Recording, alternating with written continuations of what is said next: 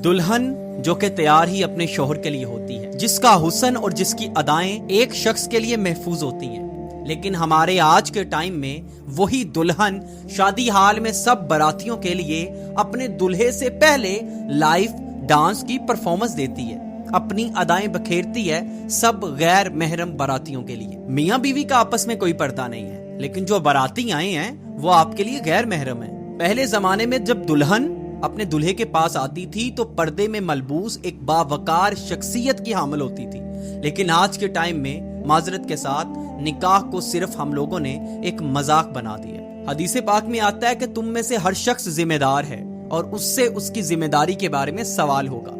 अब मेरा सवाल ये है कि क्या वालिदैन, पेरेंट्स, बाप या माँ और भाई जिम्मेदार नहीं है उनकी बेटी के एक्ट से कि उनकी बेटी क्या करती है, क्या वो इस चीज के जिम्मेदार नहीं है? शादी एक खुशी का अमल होता है, लेकिन खुशी का ये मतलब नहीं होता कि आप अपने जिस्म को सबके सामने पेश कर दो। खुशी का ये मतलब नहीं होता कि आप इंटरटेनमेंट के नाम पे बेहयाई फैलाते फिरो। याद रखिएगा, जिस रिश्ते का आगाज इस्लामी इक़्तिदार को छोड़ के बेहयाई को अपनाते हुए होगा ना, उसका एंड भी आपको दर्दनाक मिलेगा।